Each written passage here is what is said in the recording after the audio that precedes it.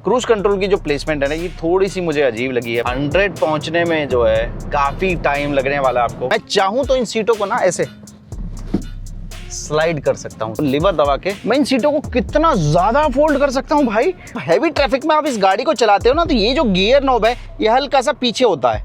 दिखाऊं करके आपको, ये हुआ 119 किलोमीटर लगभग हम चल चुके हैं। आपको दिखाते हैं माइलेज क्या आया है। नमस्कार दोस्तों, हमारे साथ में है इंडिया की cheapest 7 seater car Renault Triber, जिसको हाल ही में अपडेट किया गया है। इसके फीचर्स में, लुक में कई बदलाव किए गए हैं और आज के वीडियो में हम करने वाले हैं इसका माइलेज टेस्ट। इसको रियल वर्ल्ड कंडीशन में चला के देखेंगे, सिटी प्लस हाईवे में। और मेरे पीछे आप पेट्रोल पंप देख रहे होंगे, यहाँ पर हम सबसे पहले इसका टैंक फुल कराने वाले हैं और इसको ड्राइव करेंगे। साथ ही आपको ये भी बताएंगे ये जो गाड़ी है किन लोगों के लिए सेंस बनाती है और किन कस्टमर्स के लिए उतनी काम की शायद ना रहे। तो चलिए सबसे पहले टैंक फुल कराते हैं।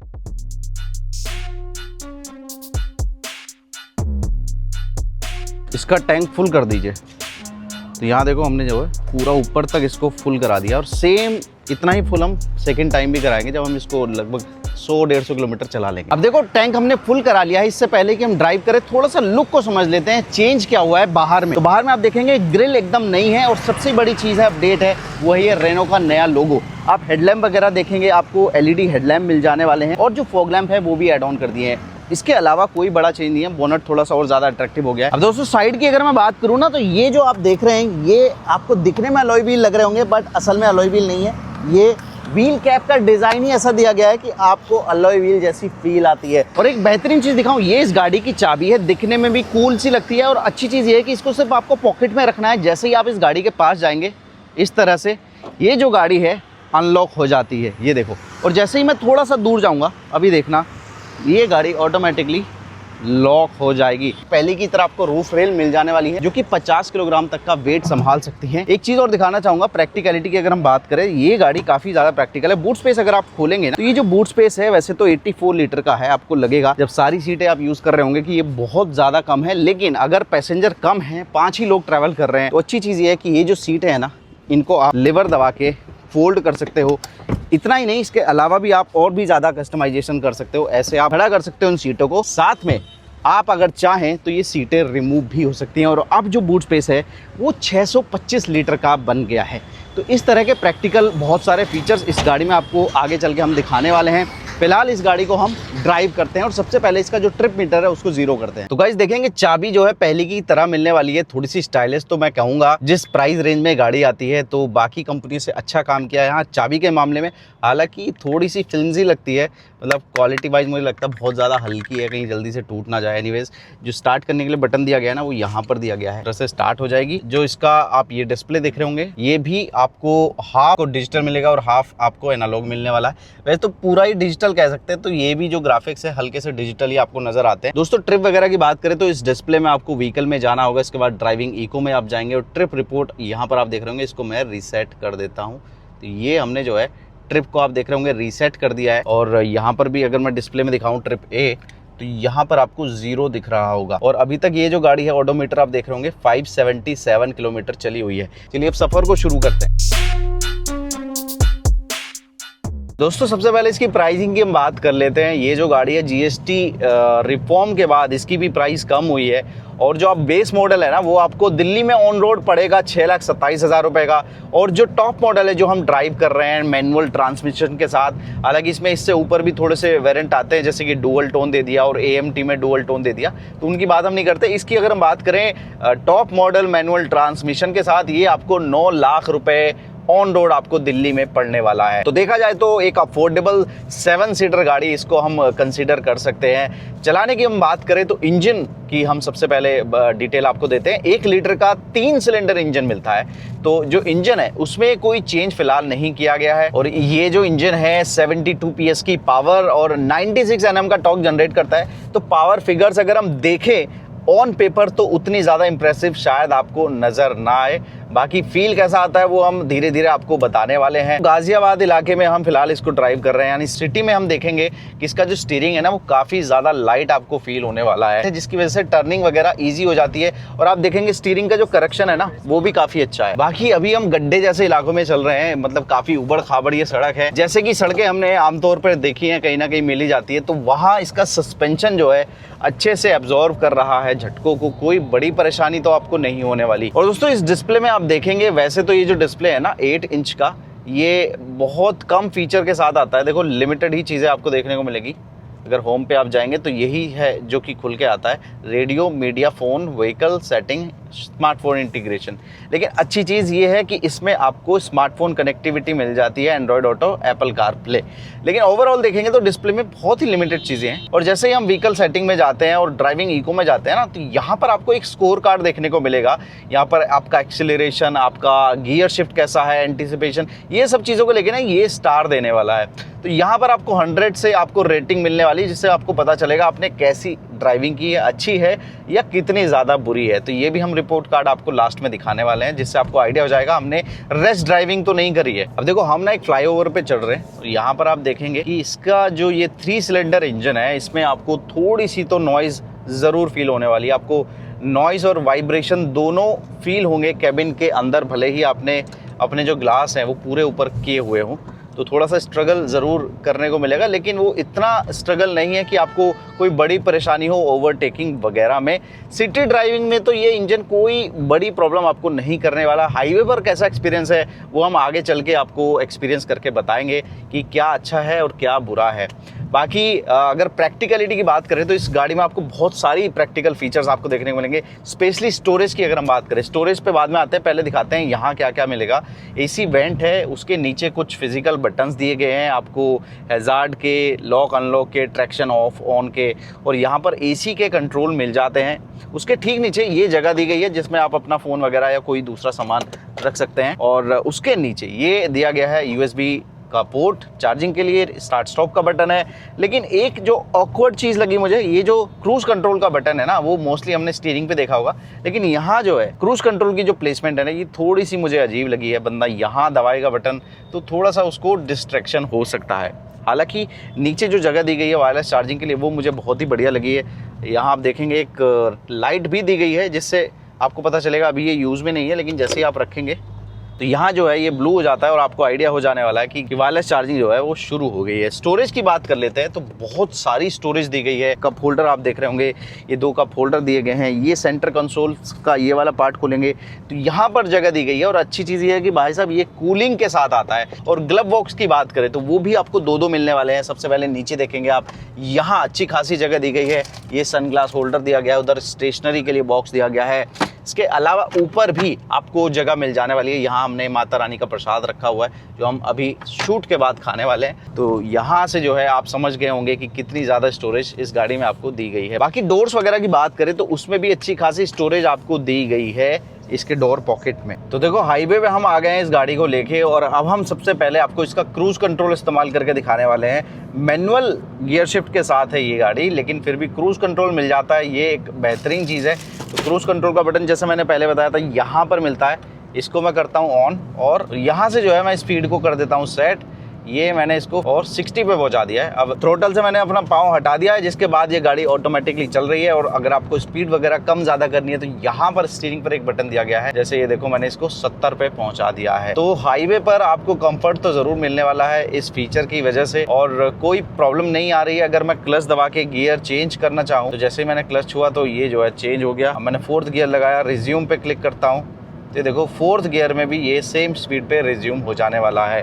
लेकिन अगर मैं इसको बिना क्रूज कंट्रोल के चलाऊं, मैं इसको थोड़ा 100 से ऊपर ले जाने की कोशिश करूंगा। 70 पे चला रहे हैं, 70 से 100 पहुंचने में जो है काफ़ी टाइम लगने वाला है आपको। ये देखो फुल थ्रोटल दबाया हुआ है मैंने, तो ये नहीं कहेंगे कि बहुत ज़्यादा क्विक है ये इंजन। अभी भी 96, 97, 98 अब जाके ये 100 पे चल रही है। तो ऐसा नहीं है 100 पे नहीं पहुंचेगी, थोड़ा सा टाइम ज़रूर लेगी ये गाड़ी। तो अगर आपको किसी तेज़ रफ्तार गाड़ी को हाईवे पे ओवरटेक करना है तो उसमें आपको थोड़ा सा पेशेंस चाहिए होगा, क्विकली आप ये काम शायद नहीं कर पाएंगे। तो 100 तक जाने में कोई प्रॉब्लम नहीं है, लेकिन 100 से ऊपर इसको थोड़ा स्ट्रगल जरूर करना पड़ेगा और उसी हिसाब से आपको इंजन में थोड़ी नॉइस जरूर महसूस होने वाली है। बाकी जैसे ही हमने रेव किया, ये 84 पे था, 81 पे आ गया है। तो एक्सीलरेशन में हमें अभी तक 5 स्टार मिले हुए थे, अब 4 स्टार हो गए हैं। गियर शिफ्ट में हमें 3 स्टार हो गए हैं और एंटीसिपेशन में 4 स्टार है। तो थोड़ी सी रेटिंग हमारी घट गई, अभी थोड़ा सा रेव हमने किया। तो बाकी ड्राइवर डिस्प्ले देखेंगे तो इसमें जो हमें माइलेज मिल रहा है वो 11.5 kmpl का फिलहाल दिखा रहा है डिस्प्ले में। इसको हम बेहतर से बेहतर बनाने की कोशिश करेंगे। और यहाँ पर डिस्टेंस टू एम्प्टी भी दिखा रहा है 410 किलोमीटर। ये फ्यूल टैंक में गाड़ी अभी चल जाने वाली है। तो आप मान के चलिए हम 10 किलोमीटर चले, 420 आप एक्सपेक्ट कर सकते हैं इस तरह की ड्राइविंग कंडीशन में। 450 तक आपको फुल टैंक में चल के दिखा सकती है। दोस्तों ड्राइव तो बहुत कर ली, एक बार पीछे बैठ के कंफर्ट तो चेक कर लेता हूँ। तो पीछे हम बैठ गए और अच्छी चीज ये है कि भैया पीछे की सीट पे भी आपको सीट बेल्ट मिलने वाली है। 3 पॉइंट सीट बेल्ट है और आपको दो हेडरेस्ट दिए गए हैं दोनों पैसेंजर के लिए। हालांकि बीच वाले पैसेंजर के लिए कोई हेडरेस्ट वगैरह नहीं दिया गया। लेगरूम वगैरह की बात करता हूं तो देखो डिसेंट सा आपको लेगरूम दिया गया है, हेडरूम भी डिसेंट सा है। और मैं चाहूं तो इन सीटों को ना ऐसे स्लाइड कर सकता हूं। तो ये भी फीचर ऐसा है जो कि आपको लेगरूम बढ़ाने में या सीटों के स्पेस को कस्टमाइज करने में बहुत काम आएगा। और अगर मैं ज्यादा कंफर्ट चाहता हूं तो ये देखो लिवर दबा के मैं इन सीटों को कितना ज्यादा फोल्ड कर सकता हूं भाई, और आराम से ये देखो ऐसे बैठ के जाऊंगा। इतना मजा आ रहा है यार, ऐसा लग ही नहीं रहा कि मैं एक अफोर्डेबल 7 सीटर गाड़ी में बैठा हुआ, यानी स्पेस के मामले में ये आपको खुश कर देगी। बाकी आपके कंफर्ट को ध्यान में रखते हुए अगर मैं बताऊं, अंडर थाई सपोर्ट वगैरह हाँ थोड़ा सा बेटर हो सकता था, लेकिन ओवरऑल जो देखें ना सीटों में कोई बड़ी प्रॉब्लम आपको नहीं होने वाली।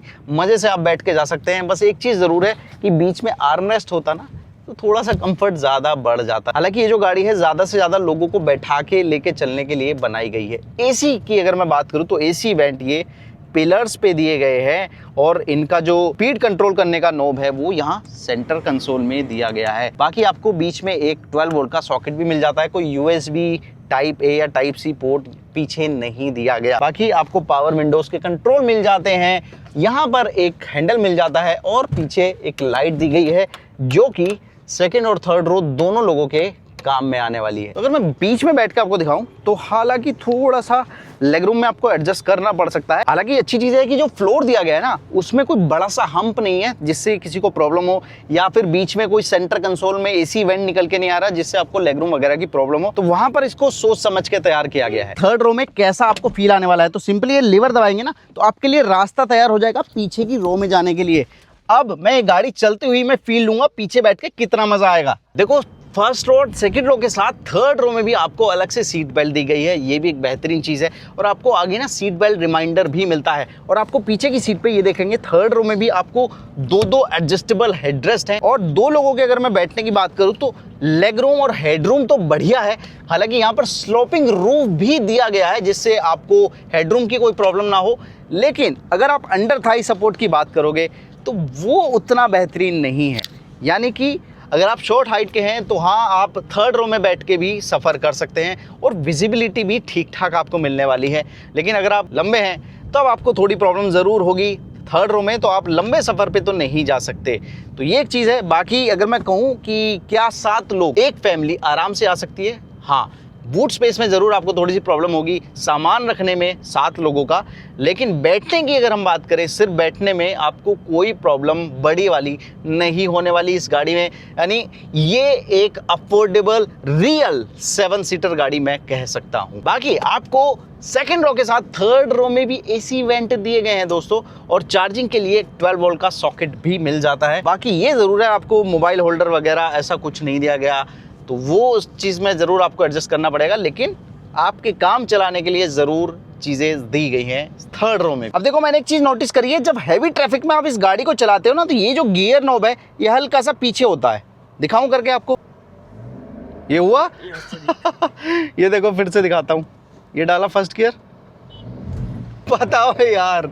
अब देखो फर्स्ट गियर में तो हमने उठा लिया, एक बार सेकंड गियर में इस गाड़ी को उठा के देखते हैं। देखो सेकंड लगा दिया मैंने, 0 की स्पीड है। और अब देखना हल्का सा गियर के साथ मैच करते हुए आप उठाना चाहेंगे तो ये देखो उठ गई है ये गाड़ी। आपको कंफर्ट के लिए आर्मरेस्ट तो दिया गया है, ठीक है, बढ़िया है, लेकिन अगर आप इस आर्मरेस्ट का यूज़ करेंगे ना तो गियर डालने में प्रॉब्लम होगी। ये देखो ऐसे ले जाना पड़ रहा है हाथ। ये देखो अगर मुझे 5th लगाना है तो मुझे थोड़ा सा इस पर रब हो रहा है मेरा हाथ, तो ये एक प्रॉब्लम है। मतलब पूरे टाइम मैंने इस आर्मरेस्ट का यूज़ ही नहीं किया, इसको ऐसे ही रखा है। तो आपकी मर्ज़ी, आप चाहे इस्तेमाल कीजिए मत कीजिए। हालांकि प्रैक्टिकल फीचर है, लेकिन मुझे अपने काम का नहीं लगा। बस ये है कि अगर आप ऐसे हाईवे पे जा रहे हो, 5th हमने लगा दिया है, तब कंफर्ट चाहिए तो आराम से आप इसका इस्तेमाल कर सकते हो। और इस डिस्प्ले में दिखाऊँ आपको क्या क्या मिलता है। ये देखो एवरेज फ्यूल इकॉनमी हो गई, यहाँ पर आपको ट्रिप A ट्रिप B आ गई, यहाँ पर आपको TPMS भी मिल जाता है, टायर प्रेशर मॉनिटरिंग सिस्टम। यहाँ पर ये दिखा रहा है कि भैया सर्विस कब होनी है आपकी। एक बार हॉर्न भी आपको बजा के दिखाता हूँ, देखो तो हॉर्न नॉर्मल सा है, डिसेंट सा है, ऐसा कोई हैवी हॉर्न नहीं है। इस तरह की गाड़ियों में इसी तरह के हॉर्न आते हैं। अब दोस्तों इससे पहले कि मैं आपको इसके माइलेज टेस्ट के रिजल्ट बताऊं, जरा इसकी खूबियों और कमियों को जान लेते हैं जो कि मुझे लगा है। इसकी खूबियों इससे शुरू करते हैं। तो पहली जो खूबी है ना इसकी, दिखने में आपको ये 5 सीटर लगती है या किसी को भी लगती है, लेकिन है ये 7 सीटर गाड़ी। और दूसरी जो इसकी खूबी है कि जो सीट्स दी गई है वो काफ़ी मॉड्यूलर हैं, आप अपने हिसाब से उसको एडजस्ट कर सकते हो। चाहे इसको 5 सीटर में कन्वर्ट कर लो, चाहे 7 सीटर बना लो, चाहे जो रियर की सीटर्स को फोल्ड कर लो और चाहे उनको रिमूव कर लो। तो ये भी एक बेहतरीन चीज़ है। थर्ड जो इसका पॉजिटिव पॉइंट है वो है फीचर्स। भाई आपको ज़रूरत के सारे फीचर्स दिए गए हैं। आपको टच स्क्रीन मिल जाता है, वायरलेस चार्जिंग मिल जाती है, पुश स्टार्ट स्टॉप का बटन मिल जाता है। आपको ना सिर्फ सेकंड रो में बल्कि थर्ड रो में भी AC वेंट दिए गए हैं। तो ज़रूरत के सारे फीचर हैं। और इसको जो सिटी ड्राइविंग है ना वो मुझे काफ़ी ईजी नज़र आई है। सिटी में चलाना इसको काफ़ी आसान मुझे लगा है। और जो इसका सबसे आखिरी पॉजिटिव पॉइंट है वो है सेफ्टी। जिससे पहले वाला वर्जन आता था ना वो 4 स्टार रेटेड रहा है क्रैश टेस्ट रेटिंग में, तो वो एक चीज़ है। साथ में इसमें आपको 6 एयरबैग दिए गए हैं, न सिर्फ आगे ड्राइवर को पैसेंजर के लिए बल्कि साइड एयरबैग दिए गए हैं, कर्टेन एयरबैग दिए गए हैं। तो एयरबैग वाइज भी ये काफ़ी सेफ है। स्पेशली एक चीज़ मैंने नोटिस करी है जो कि सेगमेंट में कई गाड़ियां मिस करती हैं, वो इसमें फ्रंट में पार्किंग सेंसर्स भी दिए गए हैं जो आपको पार्किंग करते वक्त या फिर जो बहुत ज़्यादा ट्रैफिक रहता है उस कंडीशन में ये काफ़ी हेल्प करने वाला है फीचर। तो ये सारी चीज़ें इसके पॉजिटिव पॉइंट की रही हैं। अब एक और पॉइंट है, उसको आप कमी भी समझ सकते हो, उसको अच्छाई भी समझ सकते हैं, कि इसमें रियर कैमरा दिया गया है, अच्छी चीज़ है, लेकिन उसकी क्वालिटी ना थोड़ी और बेहतर कर देते तो सही रहता। मतलब वो आपका बस काम चला देता है, इतना ही है। और अब बात करते हैं उन चीज़ों की जो कि मुझे इस गाड़ी में उतनी ज़्यादा पसंद नहीं आई, या कह लीजिए मेरे हिसाब से नेगेटिव है। पॉइंट नंबर 1 है इसका इंजन। भाई ये सिटी में तो आपको मज़ेदार लगने वाला है, लेकिन हाईवे पर जाके ये आपको अंडर पावर लग सकता है, स्पेशली 100 के ऊपर। और ये हाई रेव्स करने पर यानी स्पीड ज़्यादा बढ़ाने पर आपको इंजन नॉइज़ भी फील कराएगा। और अंडर पावर होने के साथ ये माइलेज भी उतना बम्पर आपको नहीं देने वाला है। पॉइंट नंबर 2, इंटीरियर में दिखने में बहुत अच्छी फील आएगी, लेकिन जो क्वालिटी इस्तेमाल की गई है चारों तरफ आपको सिर्फ और सिर्फ प्लास्टिक ही मिलने वाला है। तो ये एक चीज़ है। और पॉइंट नंबर 3 जो कि मुझे कमी नज़र आई है, कह लीजिए मजबूरी है कंपनी की, वो है इसका ये बूट स्पेस। अगर आप सारी सीटों का इस्तेमाल कर रहे हैं ना तो आपको जो बूट मिलेगा वो सिर्फ इतना सा मिलने वाला है, 84 लीटर का। यानी अगर मान लीजिए आप सोच रहे हैं कि मैं फैमिली के साथ किसी ट्रिप पे चला जाऊं तो आपको सामान रखने में प्रॉब्लम हो सकती है, अगर आप 7 लोगों की फैमिली है तब। अब बात करते हैं ये गाड़ी आखिर बनी किन लोगों के लिए है। तो बेसिकली अगर आप ऐसे कस्टमर हैं जिनको मोस्टली सिटी में ड्राइव करना है, शॉर्ट ट्रिप्स पे आप रखते हैं, हाईवे का कम इस्तेमाल करते हैं और आपको अपनी फैमिली के लिए एक अफोर्डेबल 7 सीटर गाड़ी चाहिए, तब ये गाड़ी आपके लिए सेंस बना सकती है। लेकिन अगर आप उन लोगों में से हैं जिनकी हाईवे रनिंग ज़्यादा है और आपको परफॉर्मेंस भी स्ट्रॉन्ग चाहिए, तब शायद ये ऑप्शन आपके लिए उतना काम का ना रहे। तो दोस्तों फाइनली हमने अपनी जो पूरी ट्रिप थी वो खत्म कर दी है। और ट्रिप मीटर आप देखेंगे ये 119 किलोमीटर लगभग हम चल चुके हैं, 118.9 अगर मैं एग्जैक्ट रहूं। और सामने मेरे देख रहे होंगे पेट्रोल पंप है। ये हालांकि HP का पेट्रोल पंप नहीं है, लेकिन पेट्रोल पंप तो पेट्रोल पंप है। हमें सिर्फ ये देखना है कि कितना फ्यूल अब इसमें आएगा फिर से जब हम टैंक फुल कराएंगे। और यहाँ आपको ओडोमीटर से भी आइडिया हो जाएगा कि हमारा जो भी कैलकुलेशन है उसमें कुछ कमी तो नहीं है, कुछ फर्जीवाड़ा तो हम नहीं कर रहे। चलिए अब तेल भराते हैं। फुल XP 95 जिसको बोलते हैं ना, 95 ऑक्टेन, वो है ये। पुरानी गाड़ी वाले जितने लोग हैं मोस्टली यही पेट्रोल डला रहे हैं ताकि उनका इंजन सही से काम करे। E20 से डरे हुए हैं ना, इस वजह से। ये देखो भाई, बल्कि थोड़ा बहुत ज़्यादा ही डलवा दिया, उससे कम नहीं है। और वहाँ देखो कितना तेल आया है, 10.63। पेमेंट करते हैं इनका और आपको दिखाते हैं माइलेज क्या आया है। तो दोस्तों हमने इसका टैंक फुल करा दिया है। एक बार फिर से मैं दिखाना चाहूंगा हमने कितना चलाया है इस गाड़ी को। यहाँ पर आप ट्रिप ए देख रहे होंगे, 119 किलोमीटर हमने टोटल इसको चलाया है और हमने जो फ्यूल डलाया है वो डलाया है 10.63 लीटर। अब हम कैलकुलेट करते हैं 119 को डिवाइड बाई 10.63, तो यहाँ आप देख रहे होंगे 11.19 kmpl का माइलेज इस गाड़ी ने हमें निकाल के दिया है। और दोस्तों ये जो माइलेज है हमें तब मिला जब हमने इसको 75% सिटी में इस्तेमाल किया है, सिटी ट्रैफिक में इस्तेमाल किया, और 25% हमने इसको हाईवे पे चलाकर देखा है कि किस तरह की परफॉर्मेंस ये गाड़ी दे पाती है। उस कंडीशन में ये माइलेज हमें निकल के आया है। और यहाँ पर एक नोटिस करने वाली चीज़ ये है कि सेम तरह का माइलेज हमें इसकी डिस्प्ले में भी शो कर रहा था, 11.5 kmpl दिखा रहा था और लगभग उतना ही माइलेज हमें रियल वर्ल्ड में भी मिला है। तो देखा दोस्तों आपने, भले ही ये गाड़ी सिटी यूज़ के लिए ज़्यादा बनी है लेकिन माइलेज इतना इंप्रेसिव आपको नहीं देने वाली है।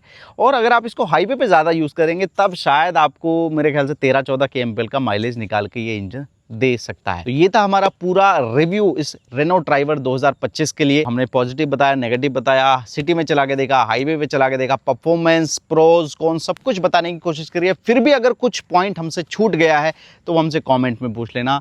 नई वीडियो में मिलेंगे किसी नई गाड़ी के साथ, तब तक के लिए अपनी लेन में चलिए और जब भी आप लेन चेंज करें तो प्लीज़ इंडिकेटर ज़रूर देना। Thank you so much.